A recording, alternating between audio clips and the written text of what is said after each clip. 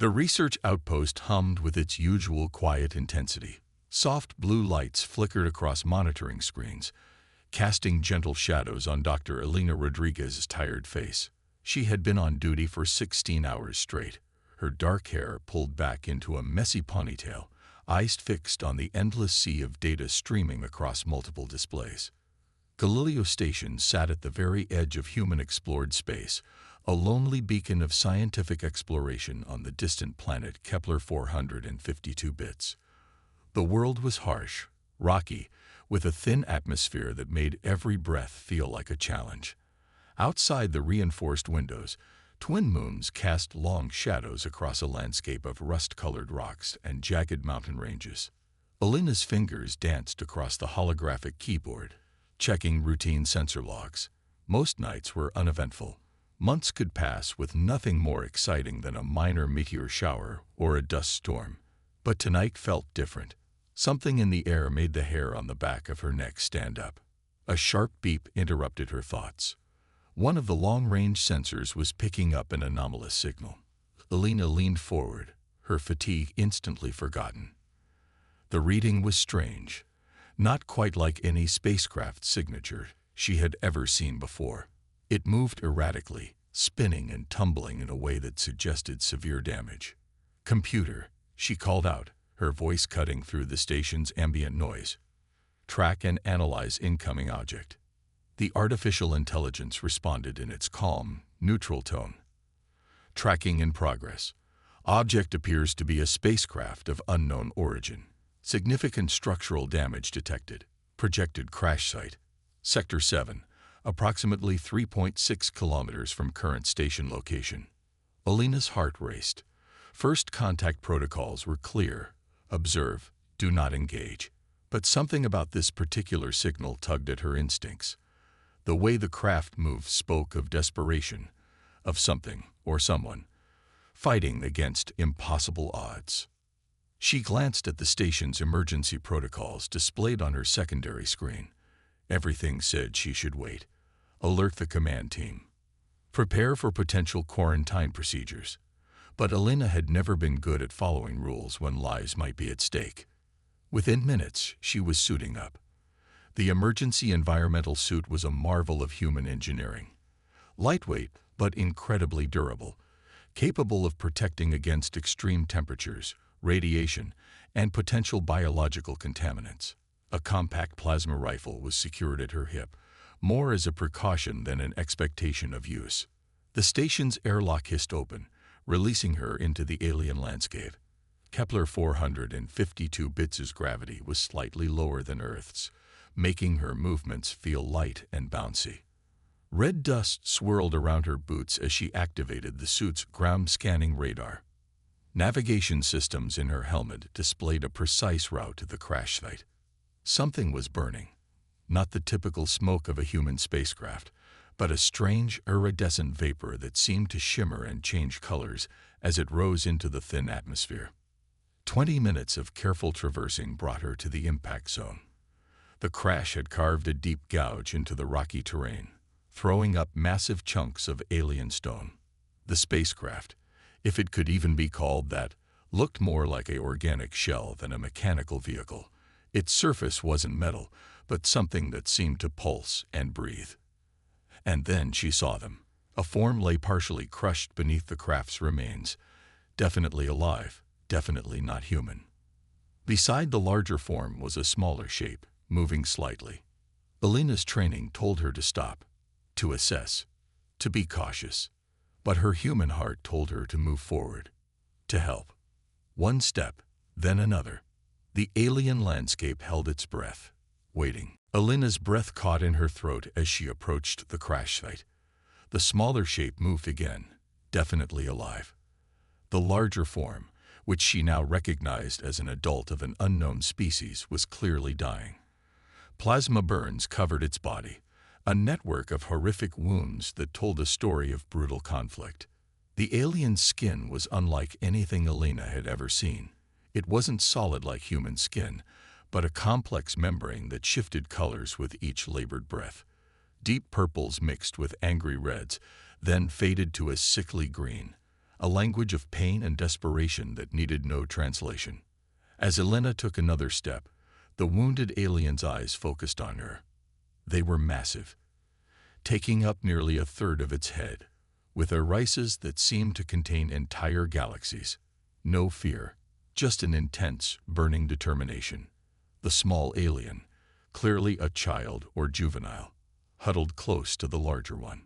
Its skin flickered between deep blues and frightened grays, creating a mesmerizing but heart-wrenching display of emotion. Elena's scientific mind raced. This was more than just an unknown species. This was a living, feeling being experiencing unimaginable trauma. Suddenly, the adult alien began to make sounds. They weren't words in any human language, but a series of clicks, whistles, and low humming tones that seemed to vibrate the very air around them. Elena's universal translator, typically reliable, sparked and flickered, unable to process the complex communication. But communication was happening.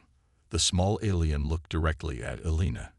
Its eyes, if they could be called eyes, were nothing like human eyes. They were liquid pools that seemed to change shape, reflecting light in impossible ways. Intelligence radiated from those eyes. Not just animal intelligence, but something deeper, something that understood. The dying adult's movements became more urgent. With trembling appendages, not quite arms, not quite tentacles, it began to push the small alien toward Elena. The gesture was unmistakable, universal, a parent protecting its child. Elena's hand moved instinctively. Her environmental suit's glove touched the small alien's skin. The moment of contact sent a shock through her entire body. It wasn't a physical shock, but something else. A burst of information, emotion. She couldn't quite define it. The small alien's skin erupted in a complex pattern of colors. Blues swirled with oranges, greens mixed with deep reds. It was communicating something. Warning? Pleading? Explaining? The adult alien's movements were slowing. Each breath came with more difficulty. But its eyes never left Elena.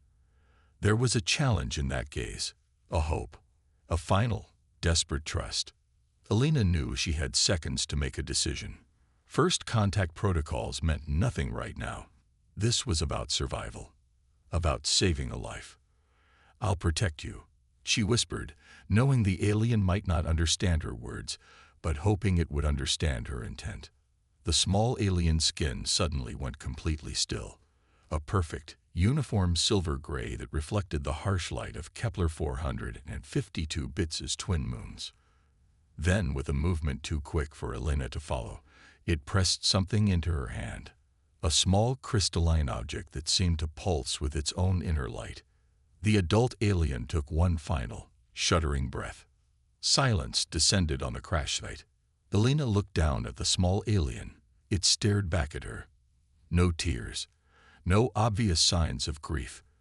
But its skin told a story of loss so profound it transcended any single species' understanding. In that moment, on a distant planet millions of light years from Earth, a connection was made. Not between two species, but between two living beings who understood the most fundamental truth of existence, the need to survive, the need to protect. The alien landscape watched, waiting to see what would happen next. The Galileo station's medical bay erupted into chaos the moment Elena entered with the small alien. Dr. Marcus Chen, the station's chief medical officer, stepped back instinctively. His hand hovered near the emergency containment alarm. "Stand down," Elena commanded, her voice cutting through the tension. It's not a threat. But nobody moved. Nobody breathed. The small alien's skin continued its mesmerizing color dance. Blues and silvers rippled across its membrane-like surface, creating patterns that seemed almost like communication. The crystalline object Elena had been given sat in a sealed container, pulsing with a soft inner light that matched the alien's skin movements. "Genetic scan," Marcus demanded, his scientific curiosity finally overriding his initial fear. The station's advanced medical scanner hummed to life. Holographic displays flickered with streams of data, complex genetic sequences that looked nothing like any known life form. Each scan produced more questions than answers. "This is impossible," Marcus muttered, adjusting the scanner's parameters. The small alien watched, always watching. Its eyes, if they could be called eyes, seemed to take in every detail of the medical bay. No fear, no panic, just pure, intense observation. Colonel Sarah Rodriguez, Alina's sister and the station's military commander, burst through the doors. Her hand rested casually near her weapon, but her eyes betrayed a mix of curiosity and concern. "Report," she demanded. Alina explained the crash, the dying parent, the mysterious transfer of the child, and the strange crystalline object. With each word, the tension in the room grew. "We can't keep it," Colonel Rodriguez said flatly. "Protocol is clear. Unknown species, potential security risk." The alien's skin suddenly shifted. Deep reds mixed with sharp yellows, a color pattern that felt like pure defiance. Marcus took an involuntary step back. "It understood what you said," he whispered. Genetic scans continued to pour in. The alien's DNA, if it could even be called DNA, was unlike anything in human scientific records. Complex molecular structures that seemed to reshape themselves. Adaptive, intelligent. Alina noticed something else. The alien seemed to be learning. With each passing minute, its understanding of the environment grew. The way it watched, the subtle movements, it was processing information at an impossible rate. "We need to run more tests," Marcus said, reaching for a standard medical probe. The moment the probe came close, the alien's skin erupted in a brilliant display of color. The medical equipment around it began to malfunction. Screens flickered, computers reset. Then silence. The alien had disabled the equipment without touching anything. Colonel Rodriguez's hand moved to her weapon. What just happened? Before anyone could respond, the crystalline object began to pulse. Stronger now, more insistent. Alina felt something. A connection. Not physical. Something deeper. The object seemed to be trying to communicate. "It's not just a child," Alina said softly. "It's something more." The station's communication systems crackled. Incoming transmissions. Alerts from deep space. Something was coming. Something big.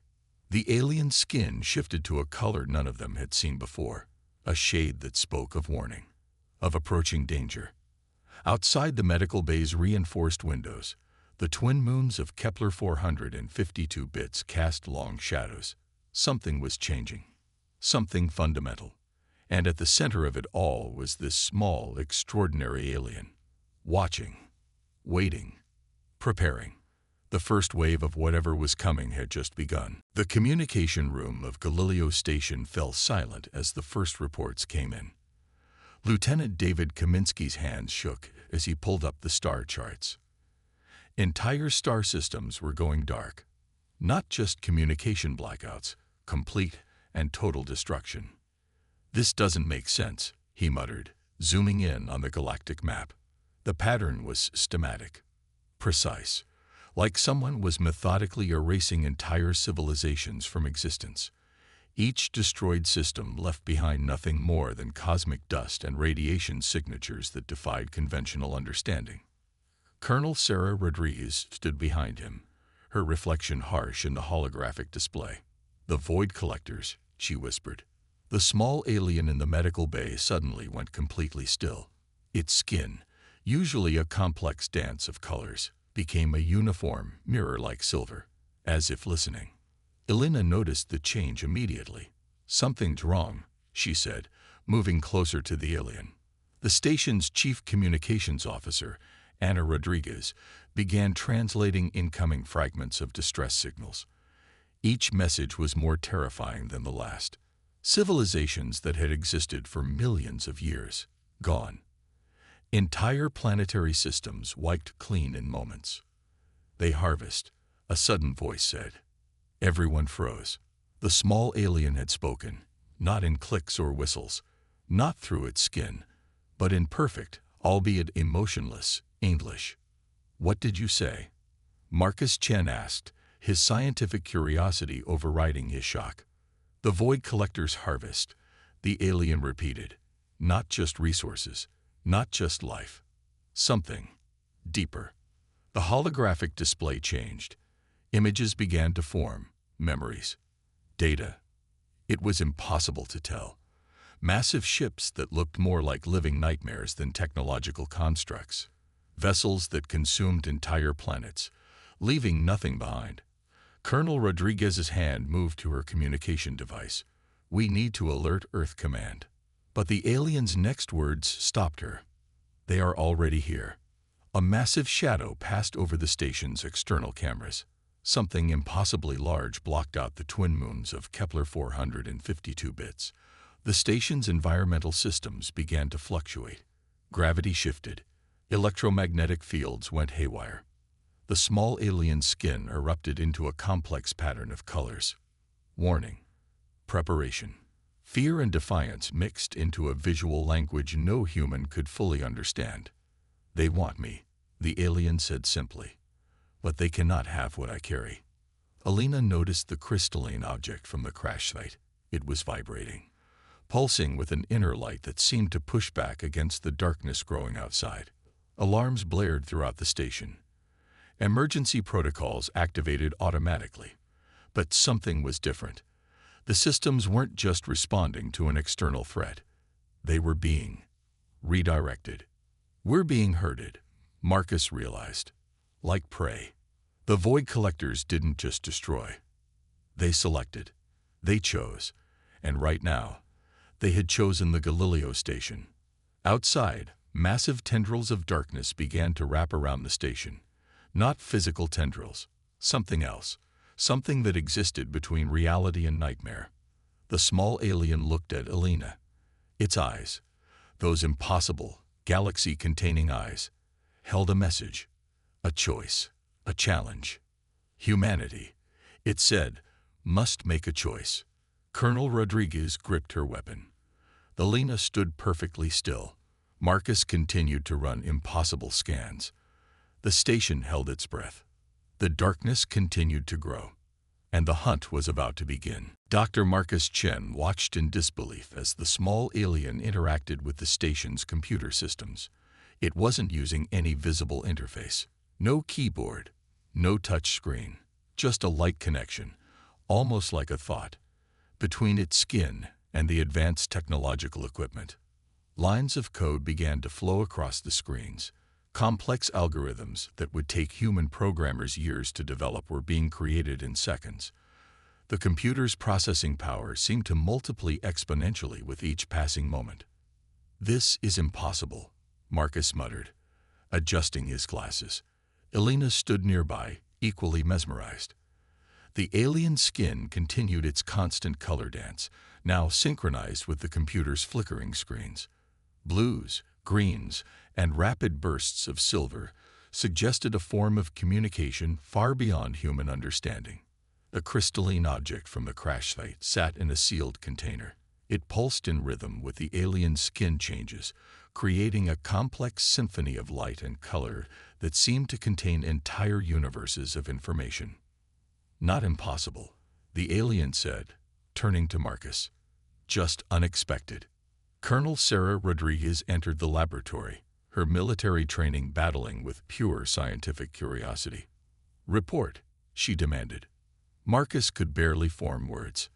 "It's rewriting our entire computer system, not just accessing, completely redesigning the fundamental architecture of our technological infrastructure." The alien skin shifted to a color that felt like pure explanation. Streams of data continued to flow across the screens. Star charts, genetic sequences, technological blueprints that seemed to combine human technology with something far more advanced. "The Void Collectors," the alien said, "are not just a threat. They are a system, a process of universal harvesting." Alina noticed something strange. The computer screens were no longer just displaying information. They were creating something. Designs for weapons, defensive systems, technology that seemed to blend human understanding with something completely alien. "Who are you?" Elena asked, her voice a mixture of fear and wonder. The alien's eyes, those impossible, galaxy-containing eyes, looked directly at her. "I am a carrier," it said simply. The last repository of a civilization that saw its own end coming. Outside the station's windows, the darkness continued to grow. The Void Collector's massive ship, if it could be called a ship, seemed to breathe, consume, exist in multiple dimensions simultaneously. Marcus ran another scan. The alien's genetic structure was unlike anything in known science. Each cell seemed to be a complete information system. Adaptive, changing, alive in a way that defied traditional biological understanding. "They want the information I carry," the alien continued. "But they cannot understand it, only preserve it, collect it." Colonel Rodriguez's hand moved to her weapon. "And what information is that?" The alien's skin erupted into a complex pattern. "Warning, protection, hope, the method of survival," it said simply. The computer screens suddenly went dark. Then, one by one, they began to display something new. Star maps, technological designs, defensive systems that combined human technology with something far more advanced. The crystalline object pulsed stronger now. Its inner light seemed to push back against the darkness growing outside the station. "We have little time," the alien said. Marcus looked at the screens. At the alien, at Elena. "Little time for what?" he asked. The alien's skin shifted to a color that felt like pure determination. To change everything. Outside, the darkness of the Void Collectors continued to grow. But now, something was different. Something was pushing back. The first contact was silent. One moment, the space around Galileo Station was empty. The next, it was filled with a darkness that wasn't just absence of light. It was something more, something alive. Massive structures emerged from what seemed like tiers in space itself.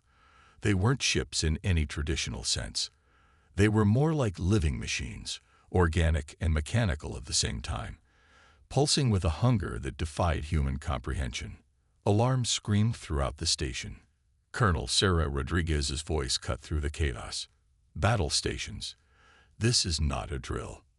The alien child stood perfectly still in the medical bay. Its skin had become a mirror-like surface, reflecting the panic around it. The crystalline object pulsed in rhythm with the approaching threat. "They are here," the alien said simply. Elena watched in horror as the station's long-range scanners began to fail. The Void Collectors didn't just approach. They consumed the very fabric of space around them. Sensors went blind. Communication systems crackled and died. Lieutenant David Kaminsky's hands flew across emergency communication panels. "Multiple contact points," he shouted. "They're not just approaching. They're surrounding us." Dr. Marcus Chen ran additional scans. Each result was more terrifying than the last. The Void Collectors weren't just a fleet. They were a system, a process of universal consumption that defied every known law of physics. "They want information," the alien child repeated. Its voice was calm. Too calm. The station's defensive systems activated automatically. Plasma cannons charged. Energy shields flickered to life. But everyone knew it was futile. The Void Collectors made human technology look like primitive toys. A massive shape pressed against the station's external viewports. Not a physical shape, something else. A presence that seemed to exist in multiple dimensions at once. Tendrils of absolute darkness began to probe the station's outer hull. "We cannot fight them," the alien said. "We can only adapt." Colonel Rodriguez turned to the alien. "Adapt how?" The crystalline object began to pulse faster. The alien's skin erupted into a complex pattern of colors. Blues, silvers, deep reds that spoke of warning and preparation. "They harvest," the alien explained. "Not just resources, not just life, but the very essence of existence." Outside, the darkness grew. Space itself seemed to bend and twist around the Void Collector's massive structures. Stars disappeared. Entire sections of space went black. Elena noticed something strange. The computer systems were changing, not by human control. Something else was happening. The alien skin touched a nearby computer panel. Instantly, lines of impossible code began to flow. Technology that combined human understanding with something far beyond human comprehension. "What are you doing?" Marcus asked. The alien's response was simple: "Preparing." The station shook, not from an impact, from something else, a fundamental restructuring of reality itself. Void Collector tendrils pressed against the station's hull. They weren't trying to break in. They were trying to understand, to consume, to collect. Humanity, the alien said, must make a choice. Colonel Rodriguez gripped her weapon. Marcus continued to run impossible scans. Elena stood perfectly still. The darkness continued to grow. And the hunt was about to begin. The alien looked at Elena. Its galaxy-containing eyes held a message, a choice, a challenge. Everything was about to change. The Galileo station transformed. It was no longer just a research outpost. It had become a fortress of human determination. Every person moved with purpose. Scientists became warriors. Technicians became strategists. The alien child watched as humans did something extraordinary. They united. Colonel Sarah Rodriguez stood at the central command, her voice cutting through the chaos. "We are not going to die quietly," she declared. The station's crew responded with a collective surge of energy that seemed to push back against the surrounding darkness. Dr. Marcus Chen worked frantically, integrating the alien technology with human systems. What should have been impossible became reality. Computer screens filled with complex algorithms that danced between human understanding and something entirely alien. The alien child's skin continued its constant color shift, now a pattern of deep blues and fierce reds. Communication, preparation, defiance. "They do not understand," the alien said to Elena. "Humans are different." "Different how?" Elena asked. The alien's eyes, those impossible galaxies contained in a small form, seemed to smile. "Adaptation is not just technological. It is emotional, spiritual." Outside, the Void Collectors pressed closer. Their massive structures defied physical laws. Tendrils of absolute darkness probed the station's defenses. Each touch revealed something new, a hunger that went beyond simple destruction. Lieutenant David Kaminsky managed the station's defensive systems. Plasma cannons that should have been useless against such advanced technology began to change. The alien child's influence transformed them. Energy patterns shifted. Defensive algorithms rewrote themselves. "We're creating something new," Marcus muttered, watching impossible data streams flow across multiple screens. The crystalline object from the crash site pulsed stronger now. Its inner light seemed to connect with every system in the station. Not just connecting, transforming. Humanity's greatest strength had always been adaptation, innovation, the ability to change when faced with impossible challenges. The Void Collectors had harvested countless civilizations. They understood technology, resources, physical systems, but they did not understand hope. "They collect," the alien explained, "but they do not create." The station's outer hull began to change, not through mechanical means, something else, a blend of human engineering and the alien child's impossible technology. Defensive systems that were alive, adaptive, thinking. Colonel Rodriguez looked at the alien child. "What are we becoming?" The alien skin shifted to a color that felt like pure potential. "Survivors," it said simply. Massive energy signatures began to build, not just from the station's systems, but from something deeper, the collective human spirit, the unwillingness to simply be consumed. Outside, the Void Collectors pressed closer. Their darkness was absolute, their hunger infinite, but something was different this time. Something was pushing back. The alien child touched a central computer panel. Its skin merged with the technology, not a physical connection. Something deeper, a fundamental redesign of what was possible. They have harvested, the alien said, but they have never met humanity. The station's systems erupted in a complex symphony of light and energy, human technology, alien understanding, something entirely new. A weapon, a defense, a statement. We will not be consumed. The darkness of the Void Collectors seemed to pause. For the first time in their endless existence, something was happening they could not understand. Humanity was changing the rules of the game, and the fight was just beginning. Silence fell in the command center of Galileo Station. The alien child stood at the center of a complex web of technology, its skin now a perfect, mirror-like surface that reflected the impossible calculations streaming across multiple screens. Dr. Marcus Chen's hands hovered over the controls, understanding what needed to be done, but dreading the consequences. A quantum disruption, the alien explained, its voice calm and emotionless. The only way to stop the Void Collectors. Colonel Sarah Rodriguez looked at Alina. The unspoken question hung in the air: survival or sacrifice? The crystalline object pulsed with an inner light that seemed to contain entire universes. It was more than a device. It was a repository of a civilization's final hope. The process will destroy the carrier, the alien said, looking directly at Alina. Its galaxy-containing eyes held no fear, no emotion, just pure purpose. Lieutenant David Kaminsky checked the station's systems. The Void Collectors were closer now. Their darkness pressed against every sensor, every defensive mechanism.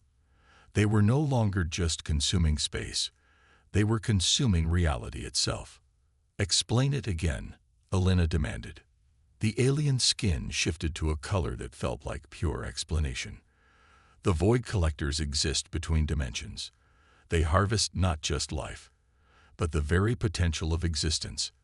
My people discovered a way to create a quantum disruption, a wave that would fundamentally alter the fabric of their dimensional existence. Marcus's hands flew across the control panels, but the energy required will destroy everything within its immediate radius, the alien finished. The station shook. Outside, space itself seemed to bend and twist. The Void Collectors were no longer just approaching. They were consuming everything between themselves and their target. The alien child looked at Alina. You must choose. Choose what? She asked. Between survival and hope. The computer systems began to change, not through human control. Something else was happening. The aliens' technology merged with human systems, creating something entirely new. A weapon, a statement, a final act of defiance. Colonel Rodriguez gripped her weapon. We're not going down without a fight. The alien skin erupted into a complex pattern of colors. Warning, preparation, something between mourning and ultimate purpose. The quantum disruption will create a cascade effect, Marcus explained, his scientific mind unable to fully comprehend what was happening. It won't just destroy the Void Collectors in this sector. It will fundamentally alter their ability to exist across multiple dimensions. The cost was clear. Complete destruction of everything within millions of kilometers. The alien child stepped forward. The crystalline object began to pulse faster, stronger. My people, it said, saw this moment coming. This is why I was sent, not just to survive, but to end them. Alina understood now. This was never about escape. This was about final resistance. The Void Collectors pressed closer. Their darkness was absolute, their hunger infinite. But something was different this time. Humanity stood ready, not just with technology, but with something deeper, a willingness to sacrifice everything for a chance at survival. The alien child looked at Alina one last time. Its galaxy-containing eyes held a message, a choice, a challenge. Are you ready? It asked. The station held its breath. The universe waited, and everything was about to change. The moment stretched into infinity. Alina's hand hovered over the final activation sequence. The alien child stood perfectly still, its skin a perfect mirror reflecting the chaos around them. Outside, the void collectors pressed closer, a darkness that consumed everything in its path. Together, the alien said simply. The quantum disruption began not with a sound, but with a silence so profound it seemed to break reality itself. The station's systems merge, human technology intertwining with the alien child's impossible understanding. The crystalline object pulsed with an inner light that contained entire civilizations. Dr. Marcus Chen watched the calculations flow across impossible screens, mathematical sequences that defied human comprehension, dimensional equations that rewrote the very laws of existence. Colonel Sarah Rodriguez gripped the command console. Her voice, when it came, was steady. For humanity, she whispered. The void collectors didn't understand what was happening. They had harvested countless civilizations, consumed entire galaxies, but they had never encountered anything like this. Resistance, hope, the impossible. The quantum disruption spread, not like an explosion, something else. A wave of pure potential that rewrote the fundamental rules of dimensional existence. The void collector's massive structures began to fracture. Not just physically. Something deeper happened. Their very method of existing began to unravel. Lieutenant David Kaminsky's final readings showed something extraordinary. The disruption wasn't just destroying. It was transforming. The alien child looked at Elena one last time. Those galaxy-containing eyes held everything. The memory of a lost civilization, the hope of survival, the ultimate act of resistance. Remember, it said. Then everything went white. When systems began to reboot, nothing was the same. The Galileo station hung in space, damaged but intact. Where the void collector's massive structures had been, only a strange, shimmering energy remained, not destruction. Something else, a fundamental reshaping of reality. Elena was the first to regain consciousness. Her hand still rested on the activation sequence, but everything had changed. The alien child was gone. Only the small crystalline object remained, now pulsing with a soft, steady light. Marcus ran impossible scans. It's not just data, he muttered. It's a message. Colonel Rodriguez approached. What kind of message? The crystalline object projected a holographic display. Not just information. A legacy. Blueprints. Technologies beyond human understanding. The collected knowledge of a civilization that had seen its own end coming. But more than that, a method of survival, of adaptation, of hope.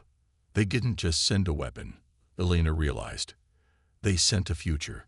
Transmission signals began to flood in from across human-controlled space. Other stations, other outposts, they had all experienced the same phenomenon. The void collectors were gone. But something else had arrived. A new understanding. Years later, humanity would look back on this moment, the day everything changed, when a small research station at the edge of explored space became the turning point of human existence. The alien child was gone, but its legacy remained. Hope, adaptation, survival. The universe watched, waiting to see what humanity would do next.